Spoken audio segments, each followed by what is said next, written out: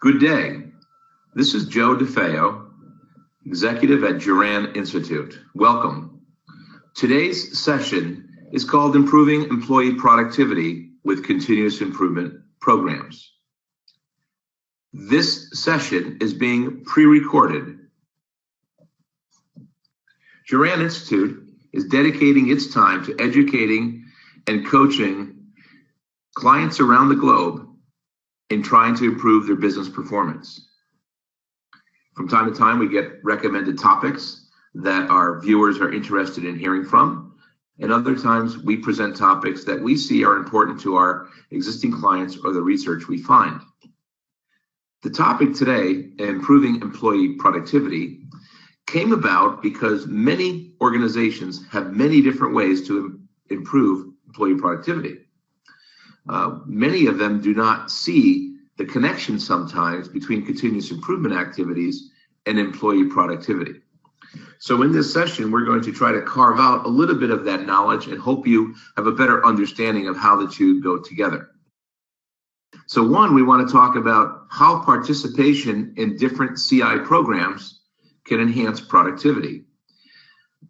We all want to see our staff and our employees work more productively, do more in less time, and even do more with less. So how can this participation enhance that? Secondly, what does the research say? What drives workplace productivity? And third, a key point of this, and a key point of the research in our own experience, is that the closer employees get to a state of self-management or self-control is the most motivating to the employee and therefore improves their productivity the best. Because this is a pre-recorded webinar, you still will have a chance at the end to submit questions to Juran Institute, and we will personally get back to each one of you with the response. Now, I'm sure many of your organizations and many of you have had all kinds of discussion about productivity. We need to improve productivity. We need to reduce costs, which really means we need to improve productivity. We need to do more with less. And so there's no shortage of these conversations about productivity. Some conversations about productivity seem like they're using a sledgehammer on our heads to get employees to work harder, better, faster, cheaper. Other means to address productivity is to get employees to multitask, therefore doing more things in the same amount of time, utilizing various technologies that are available to us, including the old-fashioned pen and pencil, the phone, computers, email, Twitter, text, you name it. And even others feel that creating better teamwork will help us get to where we want to be in the realm of productivity. So what have we learned about improving productivity at Juran Institute, and maybe even in some of your organizations? Well, first, every time we do a webinar, I go out and I try to find something of use, and I found a very good article written by Victor Lipman, and this is one of the online Forbes contributors, and it was 7 management practices that can improve employee productivity. And I found it interesting because some of these 7 directly impact some of what we're talking about today. So right off the bat, every organization feels that we can make our employees more productive if we reward them better and give them better carrots and sticks. So designing economic incentives so employees at all levels of an organization can benefit from them. And the key idea here is that economic incentives that benefit the individual, not benefit just the company. And so many organizations and employees within organizations tell us that, the incentive plan, the bonus plan, the compensation plan, the recognition plan seems to always benefit the company and not us. And so if you're thinking about productivity, this research shows that keep it very specific. I like to use an example in my leadership sessions when someone says, we need to reward our employees more so they work better. And I use this example. I say, okay, starting on Monday, I want you to double the pay of every employee. And tell me if the problems that you have are going to go away. And there's usually a long silence and a smirk and says, well, no. And I said, that's exactly right.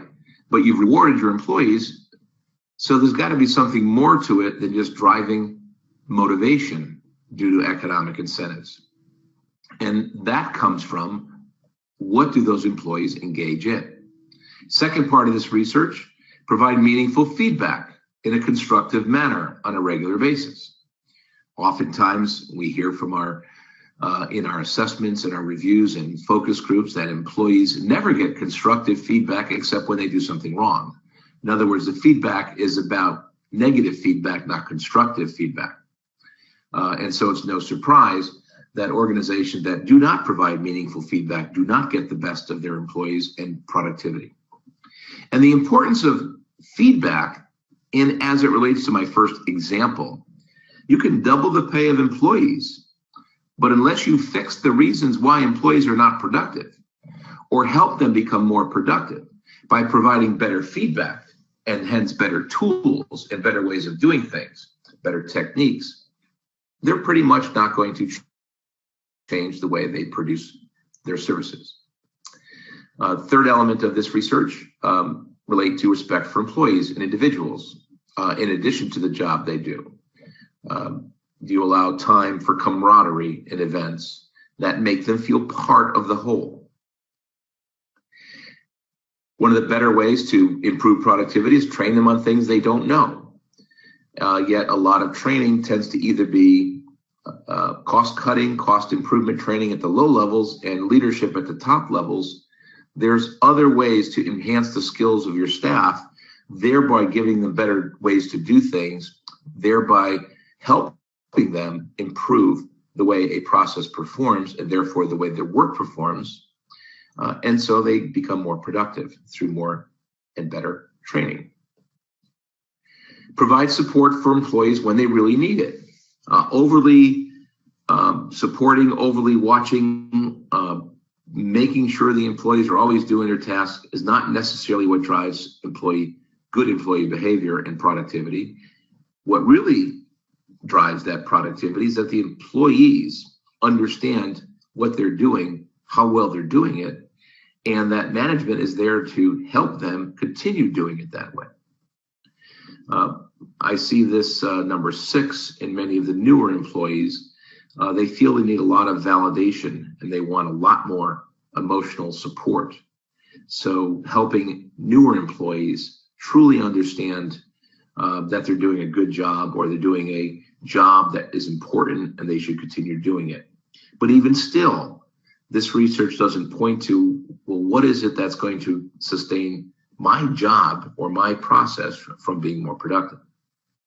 And lastly, in senior leadership models behavior that rank and file are part of.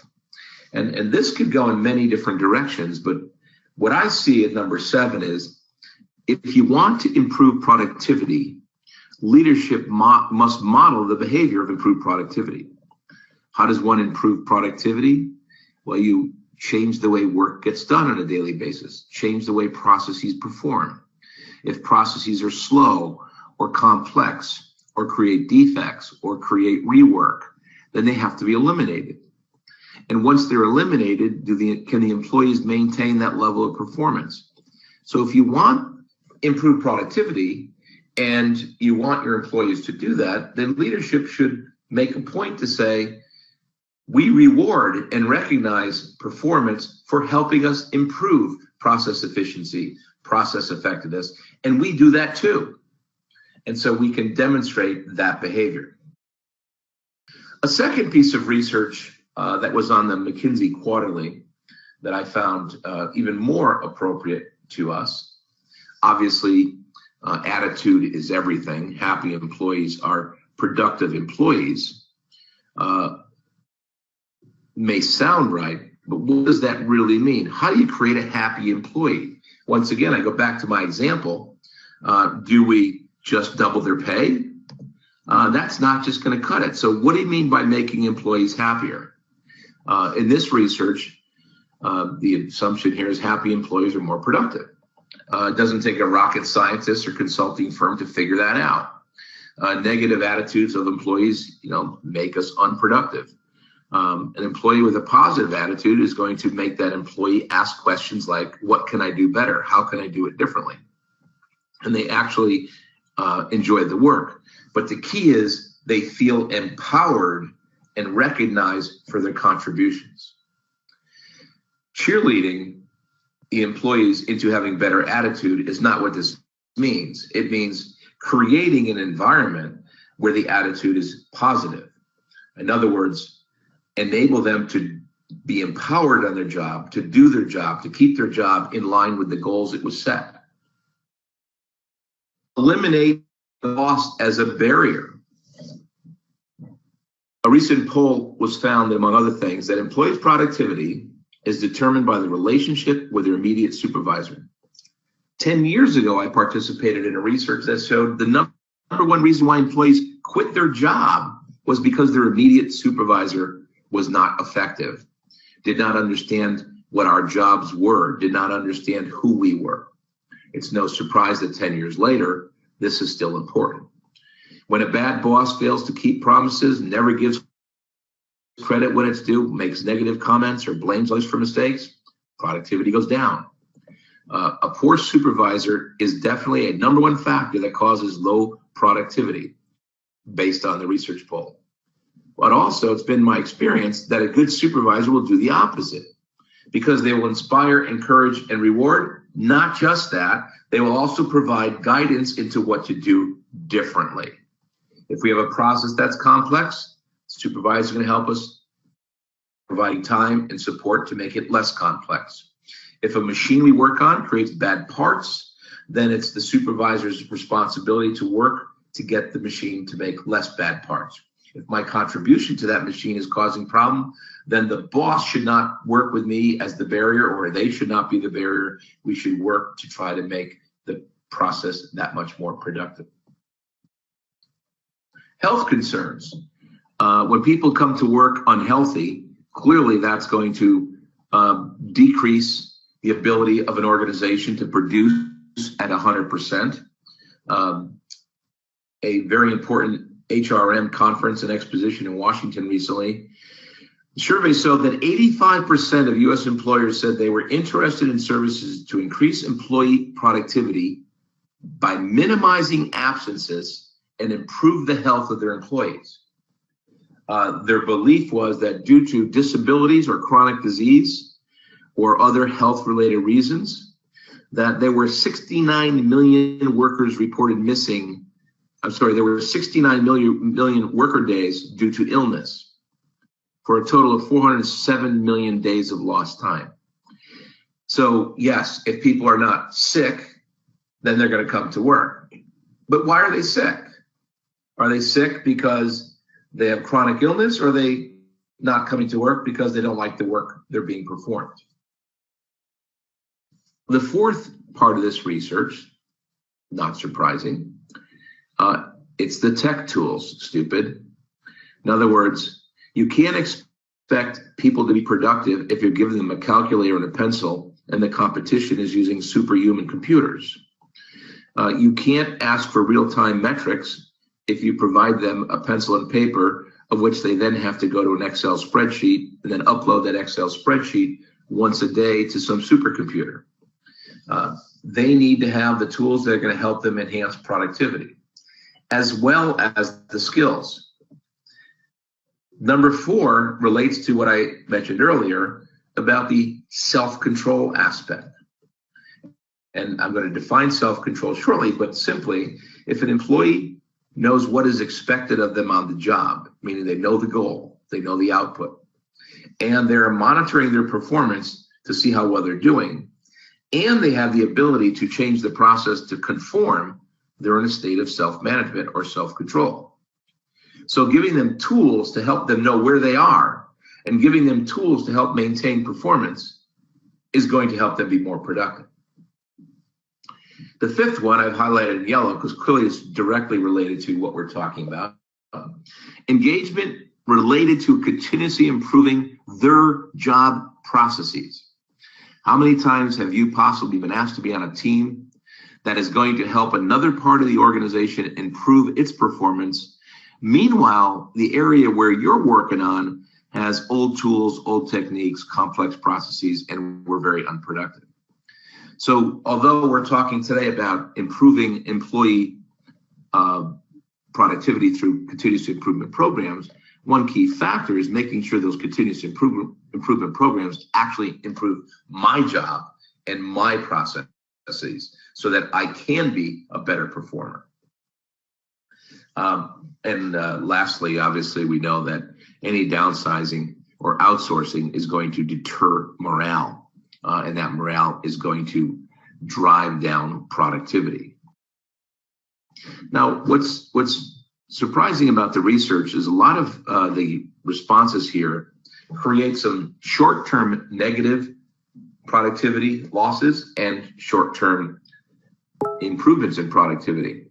So what can we do to really sustain longer term? And that's where we keep looking for that magic bullet.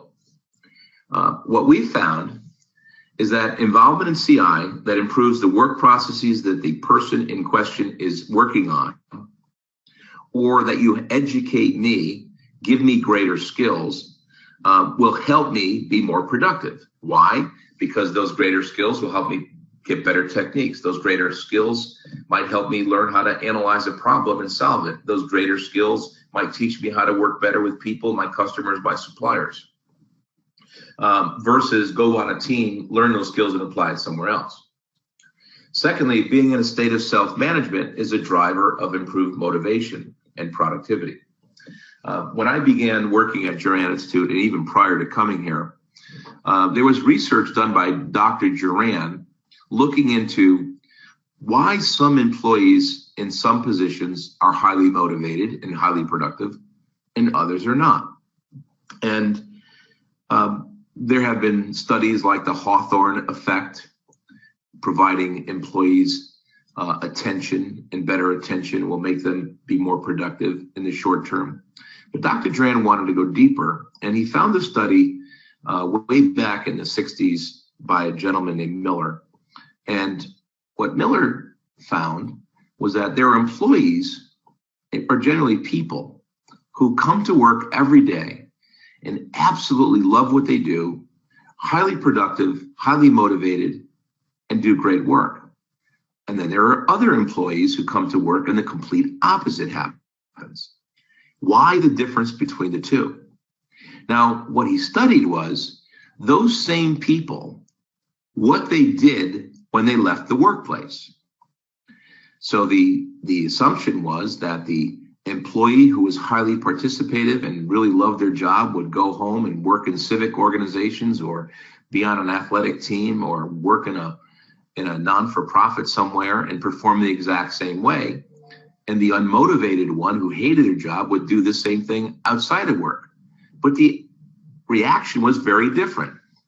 They found that the employees who were underperforming at work but performing very well after work in a way that was so different, it was remarkable. So they wanted to understand what was different.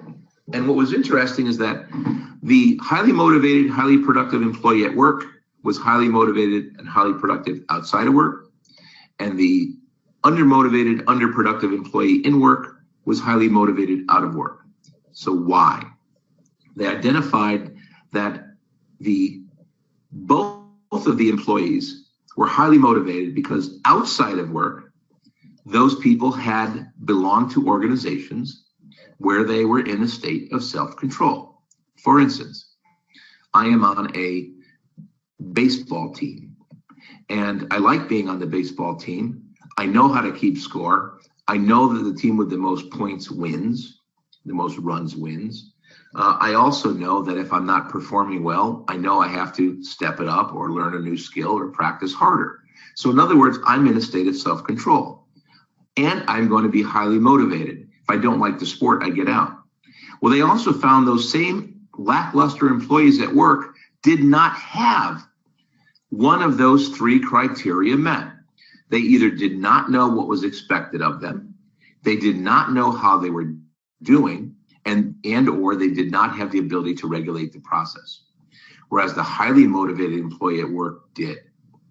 So the ultimate in continuous improvement is to really try to get processes so optimized that all employees are in a state of self-control so that they can be highly productive, because self-control gives you daily instantaneous control of a process and not require multiple bosses and supervisors to check on me, which slow down a process. Multiple checks and balances because I don't trust my employee.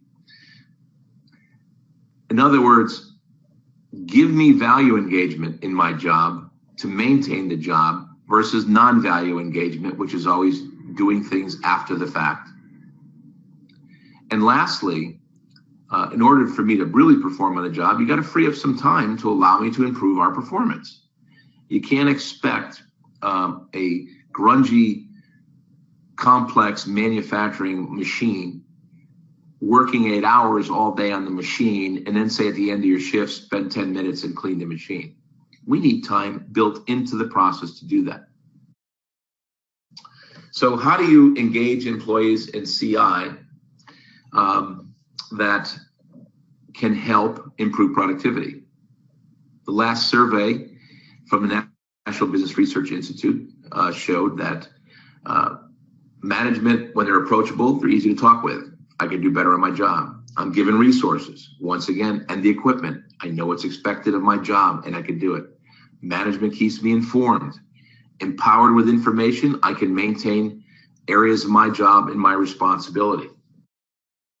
Now, when we translate that into our CI programs, we have to first define truly what we mean by CI programs.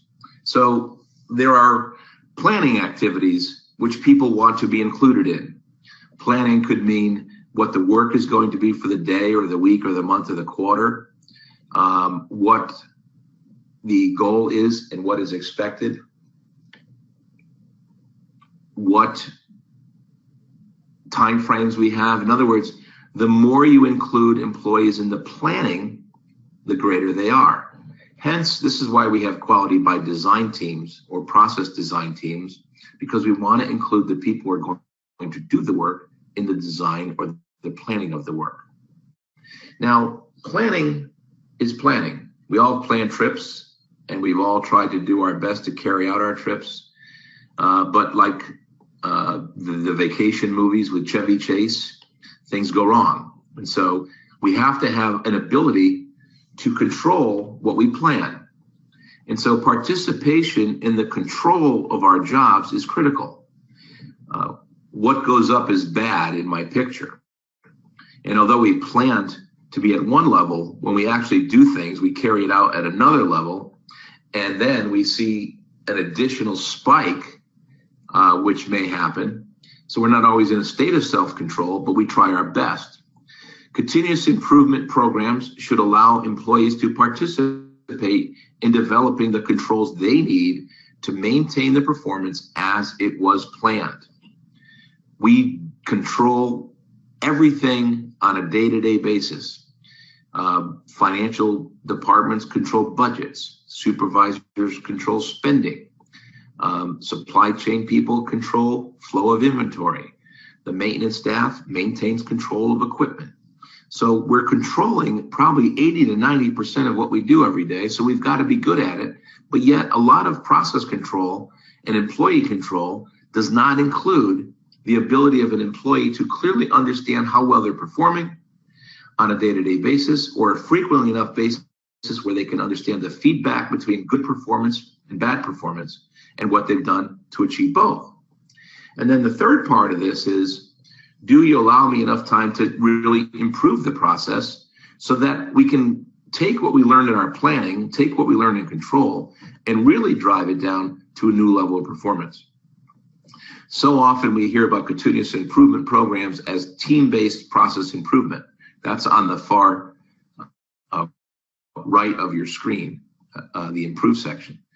but participating in control and process control activities can actually get you that much further along, because it's not team-based per se. It's individual or supervisor-based. I mean, we can establish the controls that were established in design, carry them out, and we can get good at that. So when we think about CI programs, think about involvement in the planning of new products and services or their existing workload that is going to happen.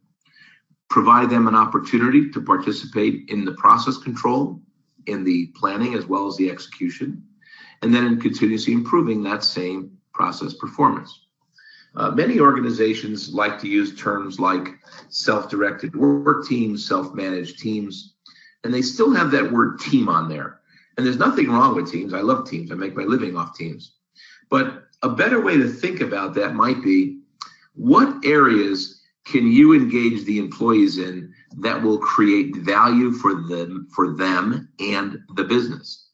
And what we found is that getting them involved in the planning, getting them involved in the control, getting them involved in improvement is going to help them establish that. Now, I've used this term a number of times interchangeably, self-control with self-management.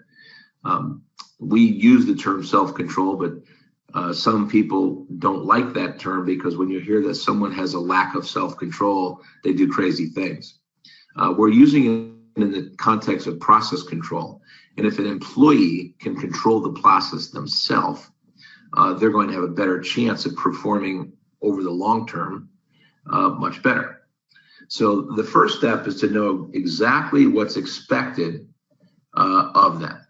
So in other words, in my job, on my job, I know who my customers are, and I clearly understand what's critical to quality, the CTQs. I also, over time, have established a baseline of performance to those CTQs. So for instance, if producing a report every 2 hours, and I produce 4 reports a day, that I should do 4 reports in an 8-hour day. And if I establish that as the baseline, if I produce 3 reports, something's wrong. So the first two is what's important in the process, what's critical to the customer, what's critical to the performance of the process, and how am I doing? The second step is, can I monitor my performance to see how well I'm doing? And that could be related to the metric I just mentioned in this example. It could be related to time. It could be related to cost. Whatever it is we do day to day, how far detached am I from the timely feedback of the performance of my process and performance directly related to me? If you're in a manufacturing, a goods environment, there's still a lot of checking and inspecting end-of-the-line product, which then causes root cause analysis if something's wrong. And by the time that feedback gets back to the operators working that, things have changed. So we want to have monitoring actual performance as closely linked to the activity. If you're producing millions of widgets a second, very difficult to do. If you're producing 4 reports a day, probably easier to do. But nonetheless, do I have some feedback as to how I'm doing so that I can perform the last piece, and that is have the ability to change and sustain the process as it was planned. So I have to have the ability to compare to my baseline to the actual target. And if I'm not meeting that target, take action. And so having some value engagement in my process, going from what is important in the process to taking action, is going to help me perform at the level I need to perform at. Now, if all I do is participate in self-control and control my process, then as tools and technology and things change, I may be falling behind. So that taking action could lead to taking action to continuously improve it, or just taking action to just maintain it. Maintaining it is easy. Taking action to change it will force us to go in and do some process analysis and then process redesign. Now, one of our prior webinars was focused on the value of engagement teams, or actually the hidden power of value engagement teams. And we call those teams that are focused on the sustainment of improved and standardized work processes. In the lean environment, The standardized work processes is another way of saying processes that are highly reliable, highly agile, and in a state of self-control. And so if you want more on how to create a value engagement team, you can go on our website and check that out, or just send us an email. But we use the term value engagement teams because so many times employees are thrown on cost reduction teams, Six Sigma teams. And if you just twist those words around and say, hey, you're a highly valued employee, and therefore we're going to put you on a value engagement team, what does that mean? Well, it means if you're doing Lean Six Sigma, if you're doing quality by design, if you're doing some things like that, then I'm going to be involved in value added activity. One is we define the value from a customer perspective, and then we control that value when we carry out our process every day, so that I have the ability to deliver on that value. So the two areas that self-control teams can really get the value out of is when the improvement teams have, or design teams have made new products and services or created new processes due to the improvements. Our job is to control them. But if someone else creates the controls without me participating, then I'm not going to be all that motivated. Go back to my example of what creates highly motivated, highly productive employees. So what have we learned? Well, there are many ways to improve employee productivity, but I find that a lot of the research that I mentioned here may not be sustainable because they deal with the motivation side, the recognition side, and the assumption is that highly motivated people will be highly productive.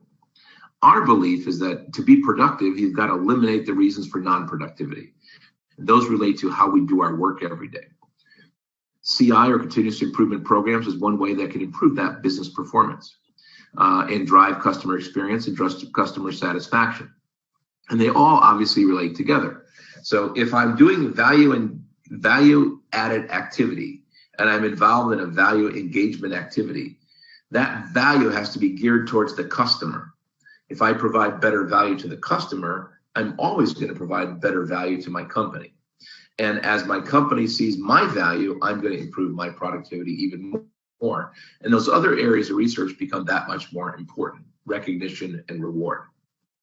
So engaging employees in value improvement, value control activities will benefit them. Also, training and education are very key. You see a lot of organizations talking about training, education. One of the research studies that we just showed said adequate training. But what's really important is, do we train our employees on skills they need to perform their job, control their job, and improve their job? So if I'm teaching someone the yellow belt or green belt or lean techniques, they have to have the ability to go back to their job and apply them to their job. And that means management must provide a mechanism to do that, time to do that. One of the least amounts of time is to do a self-control activity. Identify what critical to quality activities are and make sure they're in a state of self-control. You can do that very quickly. And then once they are in a state of self-control, it's like flying a 777 aircraft. You have all these metrics from all the departments, and you can easily see the areas that need improvement. And therefore, you can focus your improvement on those areas. And lastly, every human being needs recognition and validation. So as you employ your staff in continuous improvement activities, and they do improve the process, and the organization does improve its performance, you can't just keep saying do more, do more, do more without recognizing. And my belief is that many organizations do not do a very good job of communicating why we need to always improve, why we need to always reduce cost. We don't teach them enough about what's going on outside of our business or what's going on inside the business. And it always looks like we're trying to pound the employees into the ground. And by the way, an employee could be a chief operating officer, or it can be a clerk or a custodian. I'm not making any distinction here. So recognition is always going to be clearly very, very important.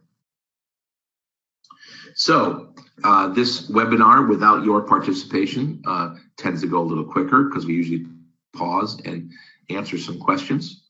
We would like to thank you for joining, and I would like to offer you this opportunity that you can either send in a question or an email or a comment to the info box, or you can contact me directly at jdefeo@juran.com. What would we like to hear from you? We'd like to hear from you what topics are of interest to you, and we'd like to include them in future webinars. I'd also like to include if you would like to be part of our webinars. We have a CEO, or the C-Suite Speaks. We're going to continue to try to get as many other participants in our programs as possible. So please, when you're sitting around after you eat your turkey, if you're here in America, or if you're overseas somewhere and you have a few minutes, send me an email. Love to hear from you. And I'd like to thank you for your participation and hope to see you in November when we talk about how you continuously improve your own CI program. In other words, how to make your program more effective and more efficient. Thank you on behalf of my colleagues, and have a good day.